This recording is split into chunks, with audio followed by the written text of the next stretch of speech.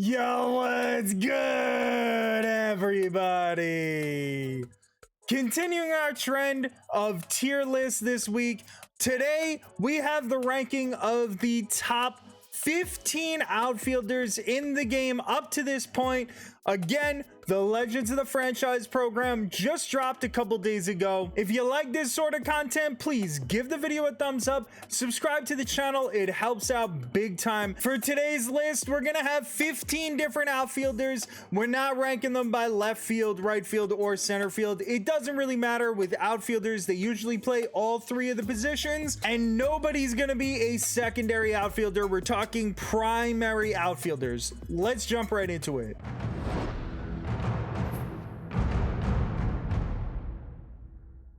I'm gonna be honest with you guys, the first three guys on this list are a little bit older, they're a little bit outdated, but we said we'd do the top 15, and coming in at number 15 is gonna be Julio Rodriguez. I personally wouldn't really be using him at this point in the year. There's so many great outfielders out there.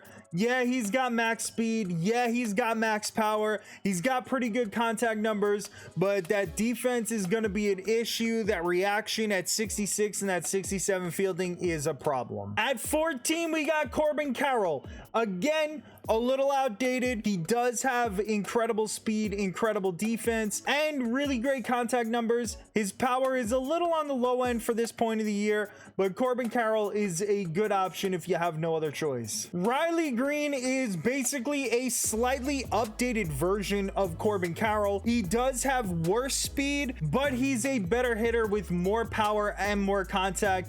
I would trade that for the slight decrease in speed any day of the week. We're starting to move up to the portion of the list that's a little more relevant for these times.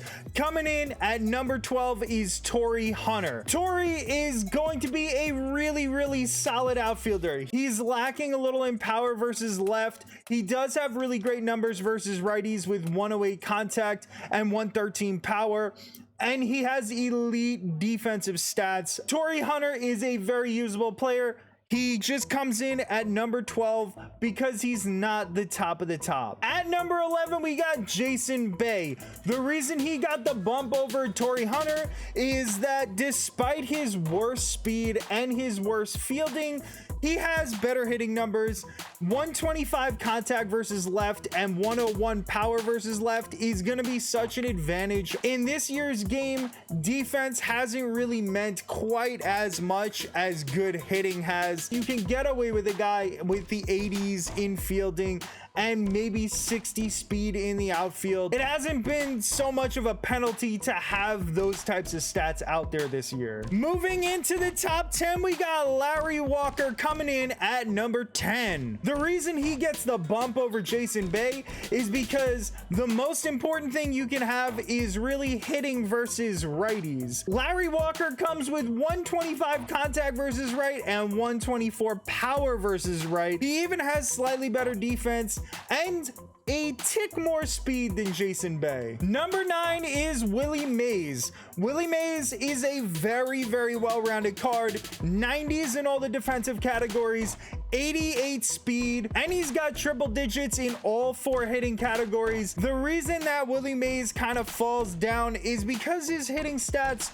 are not quite as good as the 8 guys that are ahead of him, and the other issue with Willie Mays is that a lot of people don't love his swing. Coming in at number 8 is gonna be Roberto Clemente, that brand new Retro Finest 99 card that we just got a few days ago. Clemente has maxed out contact. He doesn't have amazing power, but really 89 power and 98 power, you can get away with it, especially if you parallel up this card. 75 speed is nothing too incredible, but 97 fielding, 99 arm with 99 accuracy and 96 reaction. That arm is absolutely mind-blowing. I literally throw out runners trying to get an extra base to get all the way home, or trying to tag up from second to third, all the time, Roberto Clemente's arm is the best in the game. Number 7 is brand new Legends of the franchise, Steve Finley. 104 contact right, 100 contact left. Those are really solid numbers at this point in the year, but 115 power right and 122 power left is absolutely filthy. Not to mention diamond defense with 94 fielding, 88 reaction, and an 80 arm, and then 82 speed out there in center field. Steve Finley is just a monster. At number 6, we got Juan Soto. I can't really honestly figure out if I'm biased or not. Juan Soto has been my best hitter all year. He is an absolute tank. Max power versus both righties and lefties. He's got 114 contact right and 110 contact left at Superfractor. His fielding is obviously not great. He's a home run derby card. 77 fielding, 81 reaction. That 62 arm is pitiful out there. I usually keep him in left field as a result of that. And 55 speed is the absolute bottom number that I would go for an outfielder. But Juan Soto's swing is so fantastic. His hitting attributes are so damn good. It felt dirty to not include him in the top 5, but we made it work at number 6. Coming in at number 5, Ricky Henderson.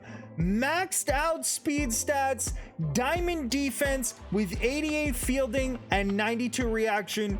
His arm is unfortunately not amazing at 78, but realistically, that's totally fine out there in left field or center field. Tons and tons of contact with 119 and 111, and 92 power versus right is a little bit lower than I would have hoped for, but it's really not bad at all. And 105 power versus left is great. Ricky Henderson is an incredibly well-balanced card. Sean Green is our number 4 outfielder. He's very similar to Ricky Henderson, except that you take away a little bit of his speed and instead pump up his power. 121 contact right and 125 power right.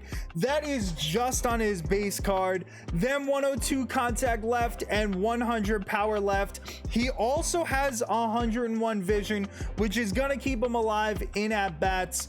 Diamond defense, pretty damn good fielding numbers, and 78 speed is nothing to be upset about. Number 3 on our outfielders list is gonna be Mookie Betts. 105 contact right, 125 contact left, 111 power right, and 112 power left. He has already maxed fielding stats at only P2, and he has 74 speed out there in your outfield. You can literally play him at right, left, or center field. And again, let's not forget all his active quirks. He's got fighter, breaking ball hitter, rally monkey, dead red, day player, homebody. Mookie Betts actually has higher attributes than what it says due to those active quirks. Mookie Betts is undoubtedly a top 3 outfielder. Coming in at number 2 is gonna be Hank Aaron. It was a really close race between Hank Aaron and the number 1 outfielder. One of the best hitters in the entire game. 119 contact right, 116 contact left, 125 power right, 116 power left. Hank Aaron may very well have the best hitting stats combined in this game right now. He also has 90 fielding, a 91 arm, and 85 reaction. Plus 80 speed is not bad at all to put at any position in the outfield. Hank Aaron is such a beast of a card. I am so excited that they gave him to us in the new Legends of the franchise program. And the number 1 outfielder in the game right now is gonna be the collection reward, Andrew McCutchen. 120 contact right, 125 contact left, 110 power right, and 119 power left.